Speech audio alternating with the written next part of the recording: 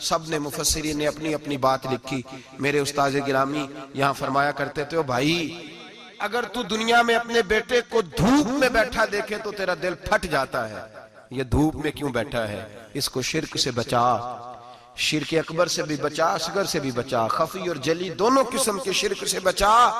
दुनिया में तेरा बेटा धूप में हो तुझसे बर्दाश्त नहीं होता, बता अगर तेरा बेटा जहन्नम में गया तो तुझे कैसे बर्दाश्त होगा?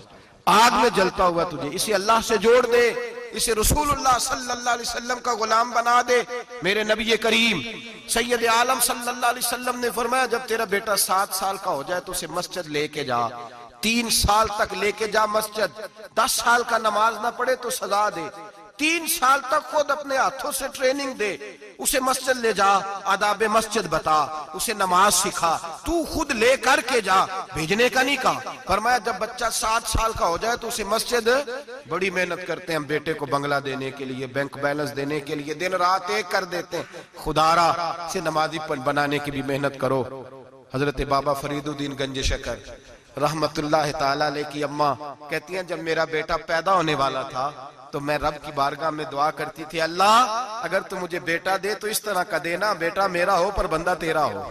ऐ अल्लाह अगर बेटा देना तो इस तरह का देना, मेरे अल्लाह इस तरह की मुझे औलाद देना कि दूध वो मेरी छाती से पिए पर शुक्र तेरा अदा करे। ऐ अल्लाह अगर बेटा देना तो इस तरह का देना कि कुव्वत रोटी रोजी वो जमीन पे खाए लेकिन इसी जमीन पर वो तेरे दीन का सिपाही भी बने, वो मुजाहिद फी सबीलिल्लाह भी बने। हजरत बाबा साहब कहते हैं मुझे शक्कर पसंद थी, अम्मा बड़े जतन करती है बेटे के लिए, बड़ा कुछ करती है, और बेटे रोटी टाइम पे खाना फला का। कहते हैं मुझे शक्कर पसंद थी, मेरी अम्मा सर्दियों के ठंडे मौसम में उठ के मेरे लिए पानी भी गर्म करती, मुसल्ला भी बिछाती और फिर एक पुड़िया शक्कर की बना के मेरे मुसल्ले के नीचे भी रखती।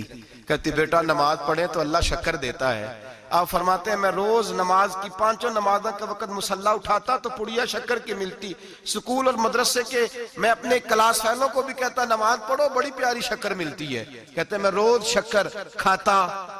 एक सवेरे फजर की नमाज में अम्मा ने वुजू तो कराया, मुसल्ला भी बिछाया, पर देहात की वो सादी बीबी जिसका सारा काम भी खुलूस पे मबनी था, जो ऑक्सफोर्ड से पढ़ी हुई तो नहीं थी लेकिन आदाब ममता उसे सारे आते थे, जो किसी यूनिवर्सिटी की सनद याफ्ता तो नहीं थी लेकिन बेटे के साथ किस तरह का रवैया इख्तियार करना है ये सारा उसे पता था। कहते हैं सादी अम्मा ने सारे काम किए लेकिन शक्कर रखना भूल गई।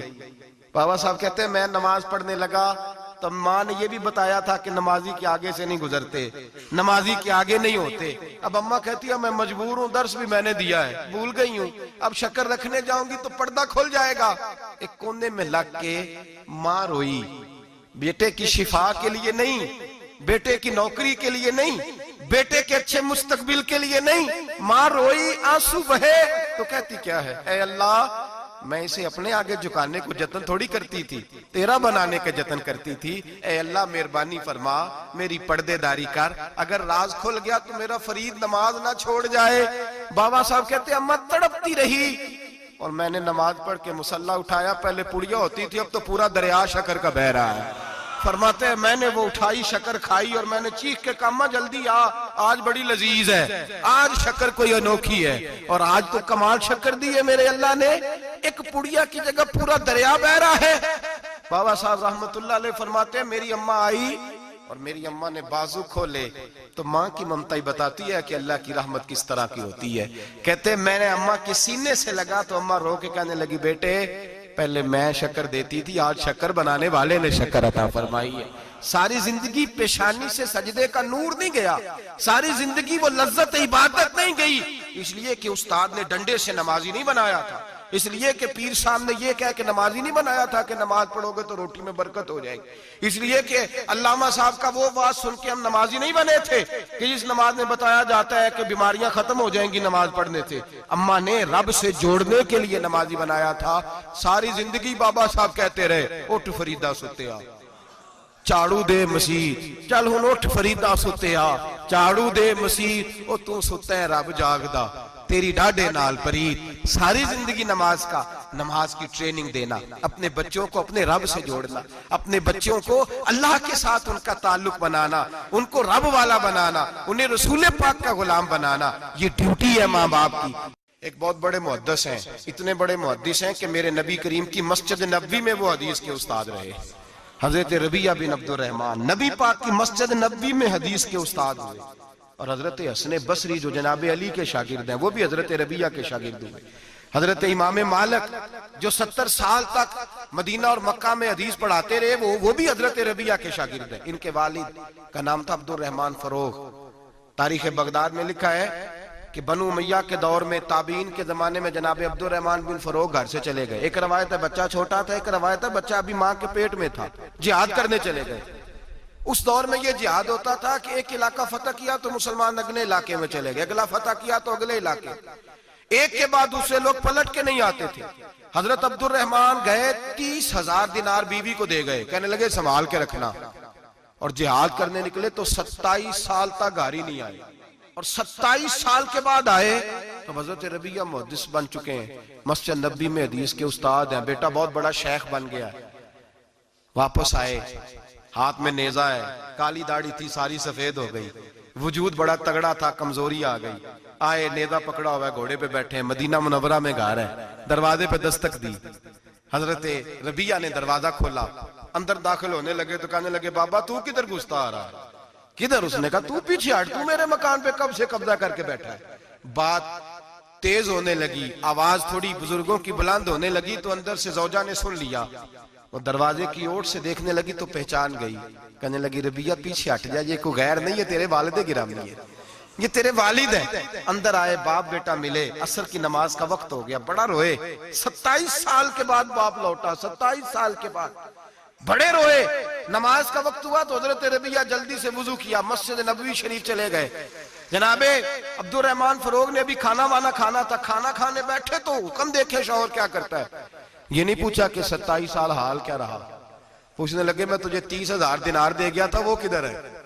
तो ज़ौजा कहने लगी खाना खा लो, असर की नमाज पढ़ के आओ, फिर बताती हूँ पैसे कहाँ है, आपकी रकम बड़ी अच्छी जगह पे महफूज है। कहते मैं नमाज पढ़ने मस्जिद गया, असर की नमाज के बाद मेरे नबी पाक के मिंबर पर एक नौजवान बैठा है।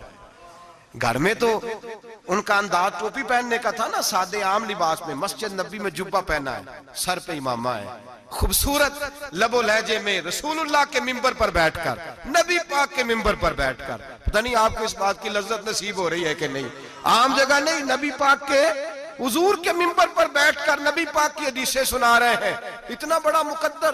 कहते हजरत इमाम मालिक जैसे लोग, ख्वाजा हसन बसरी जैसे लोग कागज कलम लेके हदीसों की समाअत कर रहे हैं, उनसे दर्स ले रहे।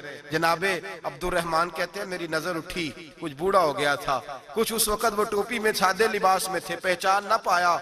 एक शख्स से पूछा यार है तो जवान, पर इसके चेहरे की नौरानियत मेरे दिल को भा गई है तो जवान, पर इसका हदीसें बयान करने का अंदाज मेरी तबीयत को घायल कर गया।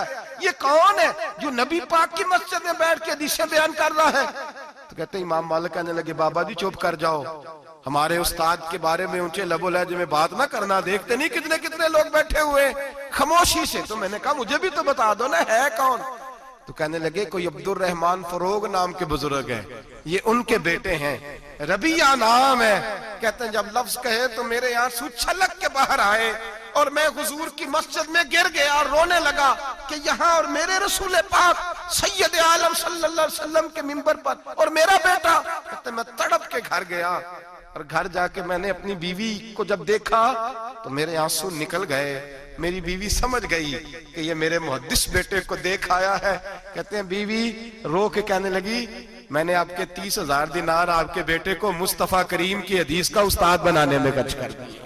मैंने वो 30,000 दिनार खर्च कर दिए, 30,000 दिनार आपका बेटा मैंने। तो कहते हैं मैं अपनी बीवी की तरफ देखने लगा, मैंने कहा कुर्बान जाऊं, मैं अगर अल्लाह के दीन के रास्ते में था, तूने मेरे साथ नेकी की है, मेरा बेटा भी दीन के रास्ते पे लगा दिया। मेरे भाई अल्लाह से जोड़ा, अल्लाह से जोड़ा उन लोगों ने अपनी औलादों।